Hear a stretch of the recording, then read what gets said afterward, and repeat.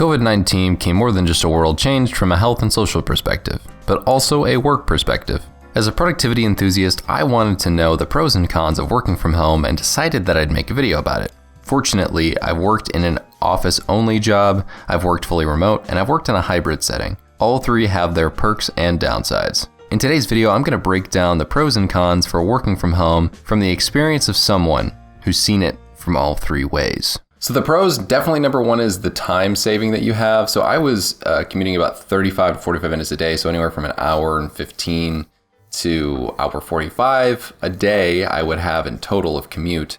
And that's a big time suck. When you are doing something like that every day, it can be a lot. I was previously doing a hybrid setting.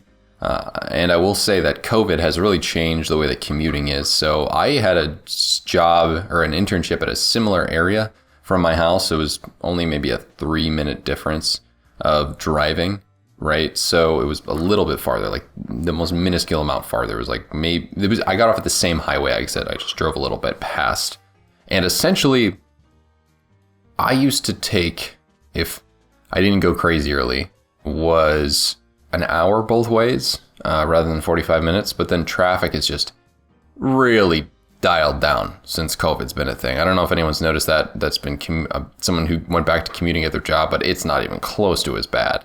And I think that time saving is huge because I remember how drained I was at that internship. And I don't think it was just because just because the work maybe was more draining. I think it was also because I'd get on the highway and just know I'd have to sit and stand still for like 20 minutes before it'd get going. And that just pissed me off. Like, not many things make me angry, and I'm glad like this whole stoicism thing's helped me improve with those sort of things. But back then, 2 years ago, oh yeah, that would trigger me. And that 5 hours a week, actually more than that, sorry, 10 hours a week of being on the road and not having that anymore, big pro. Because even in a hybrid setting, I was experiencing the benefits of only having to do that 3 times a week. And then with the decrease in traffic, it was even better. So I think that, as well as the gas money you save and the toll money you save, the amount of money I was spending on tolls just going 3 days a week recently before I started going fully remote was $45-ish a month.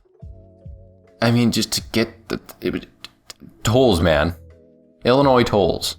So kind of moving further with this idea of it being a little bit cheaper, you don't have to actually spend that much money on work attire. And while I kind of worked in a work or a business casual environment plus jeans, I don't have to really bother with outfits anymore. If you're working from home, you can have a nice shirt laying around and just throw that on if there's an important meeting or something. But if you're working from home, generally speaking, you're not on a call, you can be in pretty relaxing clothing, which is great. And you can also just not have to worry about stuff in like the lower half of your body if you're doing video calls. Although I am the kind of person who likes to be dressed up overall, but I know like some people who will definitely be in a nice shirt but in sweatpants or shorts or something.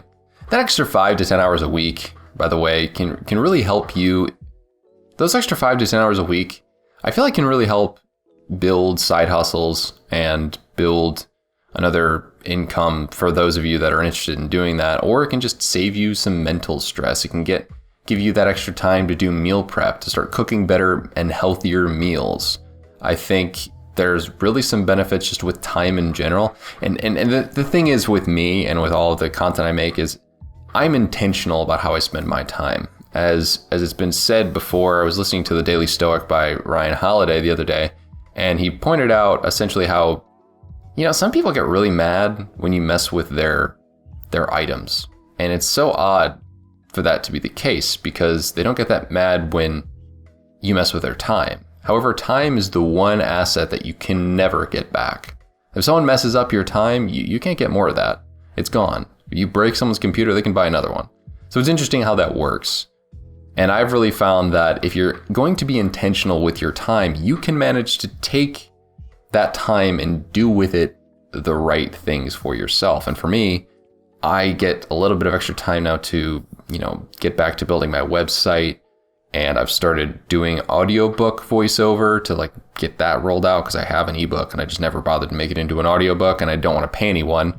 And I have a decent enough voiceover voice that I can do it. And it's going to take a lot of editing, but it's fine. And that extra time, that's the benefits I'm seeing from it. I'm seeing the expansion of things, seeing my workflow be so formulated to the point where I'm able to record on one day now rather than having 2 days. So not necessarily with my job, but with some, I'm sure this is a benefit that I've heard from other people that work from home. You can kind of work on your own time.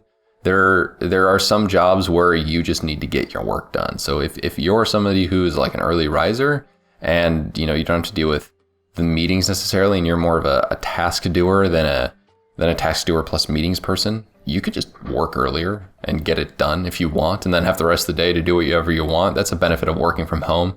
It's also beneficial that you kind of can drop and give yourself random exercise and push-ups or whatever it is. So I'm a kind of person right now who's on a push-up kick, on a calisthenics kick, because I'm done with running collegiately and my body just needed a little bit of a rest in that regard, and I wanted to change the way my body is made up a little bit after being a runner for a while. You want to put on some muscle, and I just can drop and do whatever. Whenever I need, like, the usual water cooler break that used to happen is now just me working out, which is really nice because then I save more time. So it's pretty great.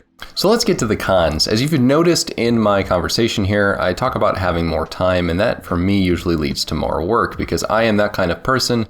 I have that bit of toxic productivity within me that I am aware of and that I am proud to have. Not really. No, I'm happy that I'm able to get stuff done, but I do know that it can lead to burnout if I'm unintentional about it. So for those of you that don't realize it, there's a lot of water cooler time, as I used the phrase before and I didn't mean to gatekeep. So if those of you that don't know, water cooler time is the concept of, imagine an office space when you're just kind of talking back and forth with your coworkers at the water cooler. It's a classic thing where people used to go and fill up water in the sort of small cups or the cones and then talk there. And that's just not a thing you have at home anymore. If you're working remotely, you don't have those small interactions. So those breaks in time don't happen as much. So people feel more inclined. There have been studies to have shown that during the beginning of the pandemic, there was a spike in productivity. However, it led to like massive burnout a few months later because people were just working too hard because they felt that they had to be working all the time. That's all they could be doing. And I could even notice it when I went back into an office working environment. I feel like there was a little bit of social interaction needed to be spurred on more than it did beforehand. And that was interesting to me. So I think it leads to more burnout to work from home only because you are so focused on just that one thing and you don't want to feel like, if I get distracted and do something else, you don't feel you feel more guilty, surprisingly, to do that in the short term, which is weird. But that's, people are burning out more because they just keep working hard. Another reason that happens actually is because you don't get out of your house much, which is another con of working from home. You don't really leave as much as you did. I think there's a benefit to getting up and out of your house and seeing the world outside of your own basement, because I see this basement a lot. And it's impossible to state how important the benefits of like biophilic design and sort of the impact that can have on you are. I did a podcast episode with my buddy Chance on that, on the Rise Productive podcast. If you haven't checked that out, link in the description. But it's one of those things where you can see the benefits of being by nature at any point during the day, or having an office space with a nice open layout with windows that lead to nice greenery. That kind of stuff is really beneficial for your mental health and your ability to get work done.